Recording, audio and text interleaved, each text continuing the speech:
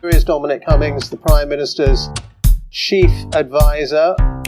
He's coming into the Downing Street garden now to make that statement and to take questions.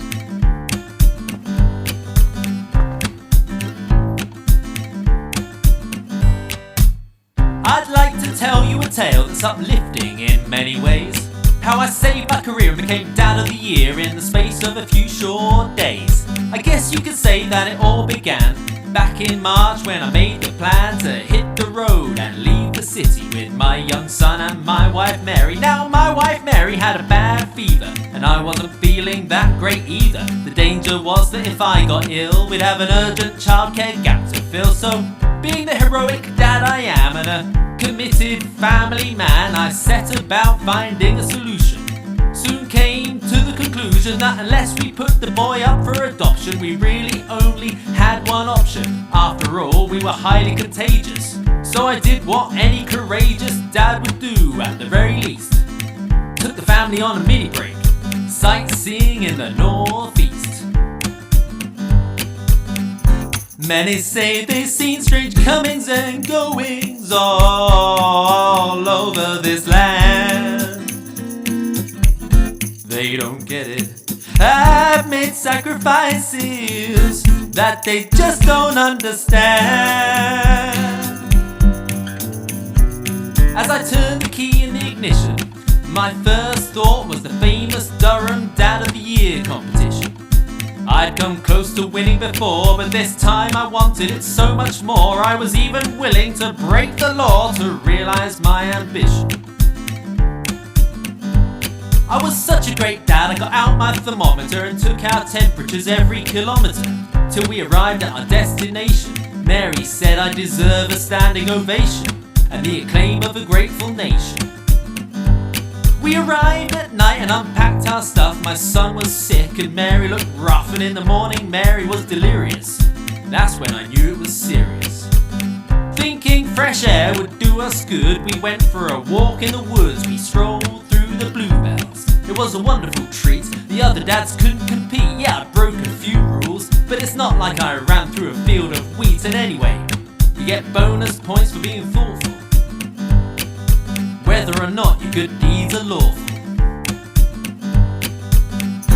Many say they've seen strange comings and goings all over this land. They don't get it. I've made sacrifices that they just don't understand.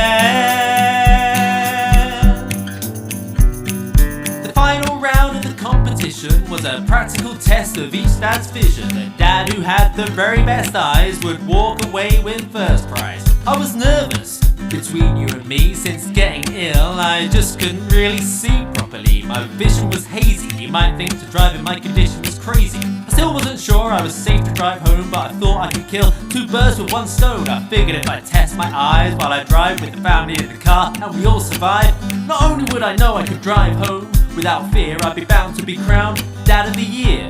And if I began to feel queer, my son could always steer. Many say they've seen strange comings and goings all over this land. They don't get it. I've made sacrifices that they just don't understand. I got in the car, I was dizzy and nauseous. I knew deep down I should have been cautious. I was sweating and my heart was pounding. The answer to whether I could see was a resounding no. So to keep the show on the road, I made a judgment call. I was blind as a bat, but I didn't want to spat my one shot at glory up the wall. They say good artists borrow and great artists steal. Good fathers follow the rules with zeal, but great fathers follow their instincts. So I drove blindly as fast as I could. The judges were in raptures. They said this perfectly captures the essence of fatherhood. They asked if I'd accept their reward, and I said, oh, yes I would. My victory speech at the ceremony was inspiring and moving to many. Tears were shed as I humbly said I did what any dad would do. Ask not what you can do for your country, but what your country can do for you.